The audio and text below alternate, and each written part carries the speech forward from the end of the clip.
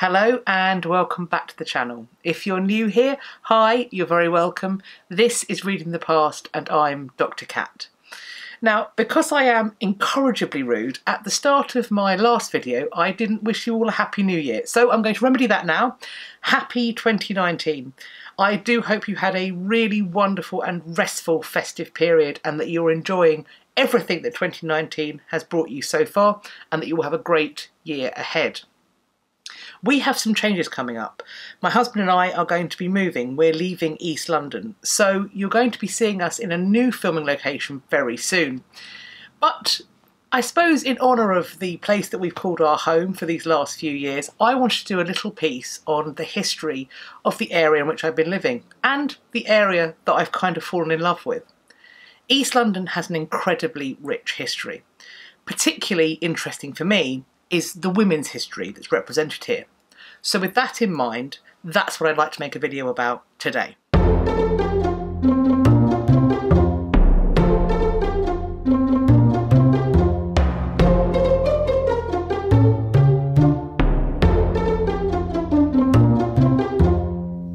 For the last 4 years, my husband and I have been incredibly proud and happy to call the East End of London home. Specifically, Bow. And just round the corner from where we live is an incredible location for the history of this particular place. And that is the old Bryant May match factory. It's now known as Bow Quarter, and you probably wouldn't know its historical significance unless you were able to see the blue badges that were above the doorway. I've got some pictures of those to show you. It's now, of course, a suite of luxury flats, as much of the property in East London is becoming or is already. But in 1888, this was the site of something truly extraordinary.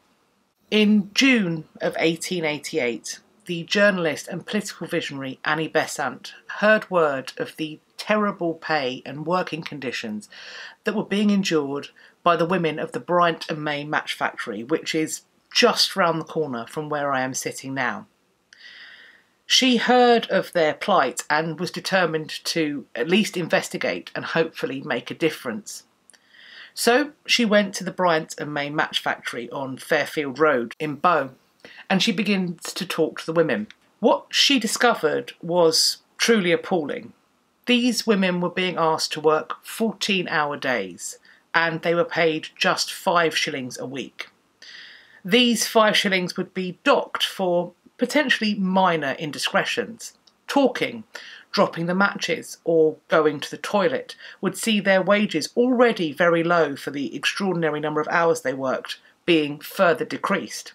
On top of this, they were making matches using a substance known as white phosphorus. They were forced to eat at their workstation without any recourse to cleaning themselves or the area in which they would be eating. Now, trust me when I say white phosphorus is nothing that you would want near your food. It's certainly nobody's food seasoning of choice. Some of the side effects from white phosphorus include the yellowing of the skin, hair loss, and most devastatingly and seriously, a bone cancer, which is now known as phossy jaw. Essentially, the bone of the jaw would be eaten away and pustules would form that would deform the skin and the bone itself. Eventually, the women would potentially lose whole parts of their jaw and subsequently would, of course, die a painful death. Annie was determined that this would not pass, and so on the 23rd of June 1888, she published an exposé in the Link newspaper. The people in charge of Bryant May were, of course, none too pleased, and they demanded that the matchwomen that they employed sign a statement saying that the writings of Annie Besant were completely false and that any woman who had spoken to her was lying. A group of the matchwomen banded together and determined they would not sign this letter. In fact, they wrote to Annie telling her that they were being forced to sign this thing coming out against her. Bryant May acted swiftly. They located who they termed to be the ringleaders of this group and fired them on the spot. What I think they didn't expect was the response from the other matchwomen. The rest of the 1,400 women came out in strike in support of their sacked colleagues. They stayed out on strike for 3 weeks, and by the end of it, Bryant and May were forced to concede to the vast majority of their demands.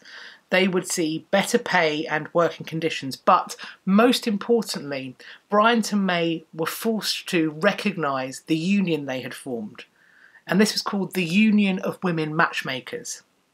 By the end of the year, the name had changed to simply the Matchmakers Union, to recognise the fact that now male employees were also incorporated under this wider banner. The following year, in 1889, this Matchmakers Union sent their own delegate to the Trade Union Congress. In doing so, and in their successful strike, these women essentially paved the way for union strength and activity. It has been suggested that this was perhaps the first time that what is known as the better class of people, the upper echelons of society, the people that run factories and build empires, were caught somewhat unaware that the people that they saw as being the poor underclass were in fact bright enough to unionise in such a strong and effective way. But, as we all know, they were. And following on from the example of these matchwomen, we then see the strikes of dock workers and the growing unionisation of people in the East End and across the rest of the country. These Matchgirls were groundbreaking in their activities, and they are integral to the history of the trade unions movement in this country. So much so that Henry Snell, writing in 1936, said the following: "These courageous girls had neither funds, organisations, nor leaders. The number affected was quite small, but the Matchgirls strike had an influence upon the minds of workers which entitles it to be regarded as one of the most important events in the history of labour organisation in any country." The courage and fight shown by the Matchgirls of the Bryant and May factory in Bow may be not even a footnote for some people in their understanding of history. But for some people in Bow, that's clearly not the case, and that is evidenced by this statue of William Gladstone that sits just around the corner from the Bryant and May factory. In fact, it was funded by one of the owners of the factory, as you can see by this dedication. What's particularly interesting is the fact that Gladstone's hands have been painted red. Now, this seems to have come about from a rumour that the Matchgirls were forced to hand over some of their wages for Bryant and May to fund the building and erection of this statue. There seems to be absolutely no evidence that this is the case. However, for the people who support the Matchgirls and want to keep their memory alive, this rumour holds true, and they continue to paint Gladstone's hands red because they are awash in the blood of the Matchgirls. So much so that during the Olympics, the local council washed the hands clean, as they have done many times in the past. And within a couple of days, as with every other time they've attempted to wash Gladstone's hands clean, somebody, an unknown somebody, repaints the hands red. Now, I am not encouraging vandalism, but this to me is a really beautiful reflection of the history of Bow and the struggles of the women of Bow to make for a fairer, kinder East London. If you do happen to know who's responsible for painting Gladstone's hands red, or if you yourself are and you'd like to come and talk to me completely anonymously, I'd love to hear why you are keeping this tradition alive, because it's something that I find truly fascinating and incredibly evocative. In addition to their foundational role in the trade unions movement and its success, and also the way in which they were remembered on the blood-soaked hands of the Gladstone statue, these matchwomen or matchgirls were also a vital part in women's history, particularly in the fight for female emancipation and enfranchisement within the democratic system. At the time, and many years after, Annie Besant was accused of essentially rabble-rousing, of collecting together these poor, disadvantaged girls and making them into kind of a militia to act against the social injustice. And I think this is desperately unfair. All evidence points to the fact that the match girls or match women organised themselves. And they reached out to Annie to use her platform to tell their story, which she did. Now, granted, she is elected as their secretary when their union is formed, but there is nothing to me that says that she is their leader. She may be their mouthpiece, but she isn't the one organising them. She isn't the upper middle class privileged woman reaching out a hand to those less fortunate and making them into essentially martyrs for her cause.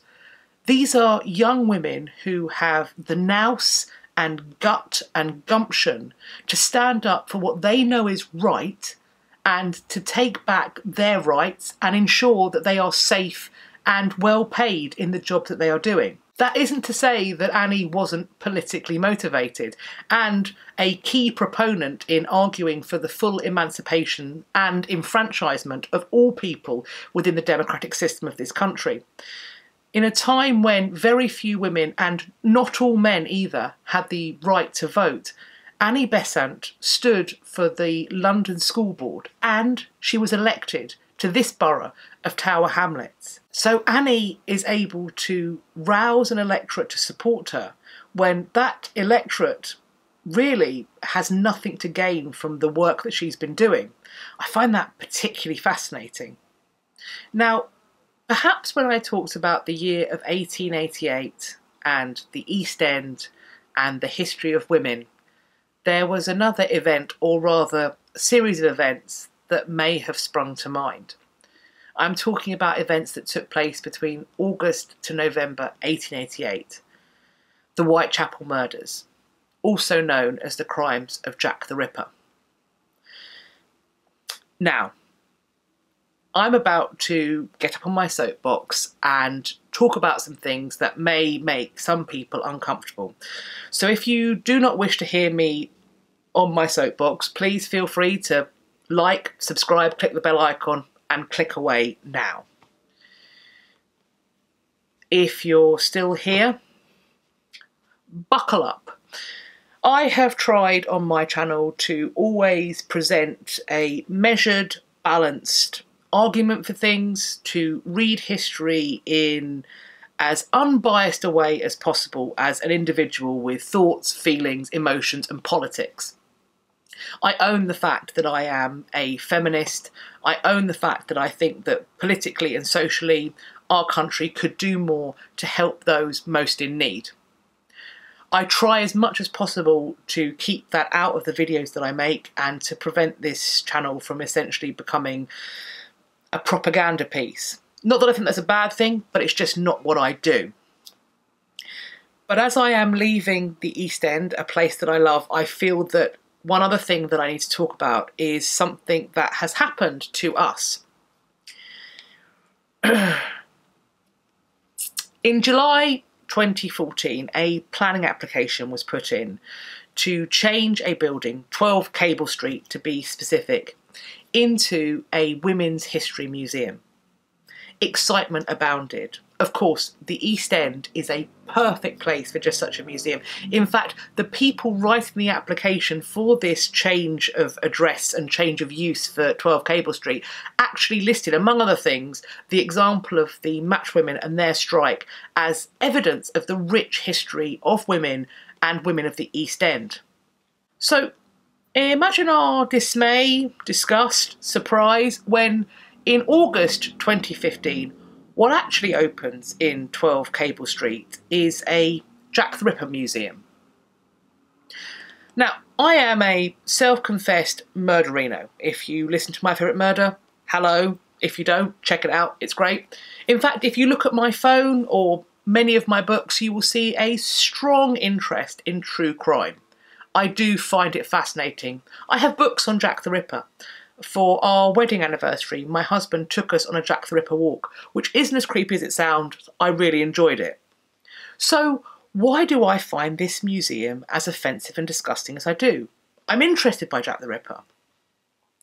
Well, firstly, it's offensive because of what was promised and what was received, but also I wonder how much this can be a museum.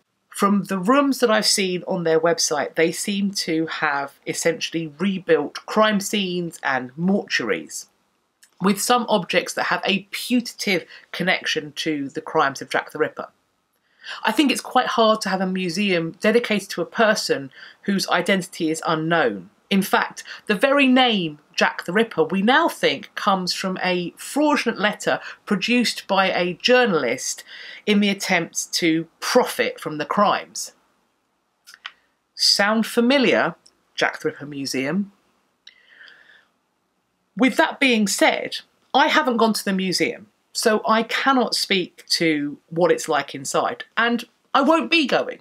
I don't require that level of research and to fund this with my money to know that I don't want to go.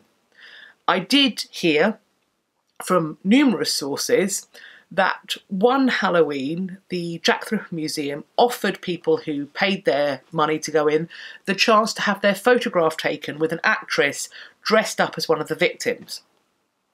All the while, there was a soundscape of women screaming. In a nation where 2 women a week are killed by a partner or an ex-partner, is this glorification of violence, misogynistic violence against women, really something that we want to be supporting? Do we really want to glorify the brutal murder of women who were completely vulnerable and discarded by an even crueler society than the one we live in now? What is being celebrated and remembered here? Why are we remembering Jack? Why aren't we remembering the women? Why is it called the Jack the Ripper Museum, when actually surely the stories we should be telling is of his victims, or in fact any other woman of the East End who has an interesting story to tell and who is so much more than the blood spatter at the feet of an unknown misogynistic psychopath. Of course, the museum came under incredible scrutiny and was the recipient of a lot of anger. And perhaps this wasn't helped by the fact that on the 1st of August 2015, the museum owner, Mark Palmer Edgecombe, I see you, who apparently was the diversity officer for Google at one point, excellent news, was interviewed by The Londonist, and he said, and I'm going to quote directly because I don't want to get it wrong, that, well, Jack the Ripper is the most influential person of the East End. Mark, in your own application for 12 Cable Street, you talk about the Matchwomen and other women in history. When it was supposed to be a women's museum, you did have a list of stories that would be completely fit to fill the walls of your museum. You don't mean that Jack the Ripper is the most influential person of the East End. You mean he's the most profitable. Let's call a spade a spade. Of course, anger abounded, bricks went through windows, paint went on shutters, people were verbally abused, eggs were thrown. Now, I am not in support of that. I understand the anger. I do think it's better that we put it in a more positive direction, and fortunately, that is what has happened. Now, I am not going to be linking anything to the Jack the Ripper Museum at all. I recommend that you don't go there or put your money where his mouth is. Instead, I recommend you support the actual East End Women's Museum. It's currently being housed in the Tower Hamlets Records Archive and Library, and they are doing amazing things. They do really cool events. So I went down there and I sewed a rosette, a suffragette rosette. I went and heard lots of people speak, some poetry being read, and they also have a full-cost restaurant there. So essentially it's a pay what you can to eat in the restaurant. So if people can afford more, they essentially fund other people who can afford less. They also, really excitingly, are going to be moving to a permanent home in Barking, either this year or next year. So check out their website, find a way to support them, whether it's signing up to be their trustee or finding a way to fund their endeavours, or just turn up when they open and show your support. It's a great initiative, and it's, yeah, a shame that it took the Jack the Ripper Museum opening for this museum to actually open, but I'm really glad that these people stepped up and went, not on our watch. It also allowed me to find other people who are interested in this history, and because of going to the East End Women's Museum in its current home at the Tower Hamlets Records Archive and Library, I found out about Matchfest. And I went there to Matchfest 2018. So we heard from historians and fiction writers and people who were involved in political activity and politicians themselves. It was an incredibly invigorating day and a day for change. I'm really looking forward to Matchfest 2019. I will be coming back to Bow to take part in that and to enjoy whatever's going to be put on, and I'm sure it'll be brilliant. I hope you have enjoyed this video, outburst aside, or perhaps included. Let me know in the comment section down below what you think. If you did enjoy the video, please let me know by giving it a like. Please also subscribe to my channel and click the bell icon so that YouTube tells you when I've next uploaded. I look forward to speaking to you all in my next video. I hope you're going to have a great day, and I hope that you're enjoying 2019 so far. And I hope you take care of yourself. I'll see you all next time. Bye-bye for now.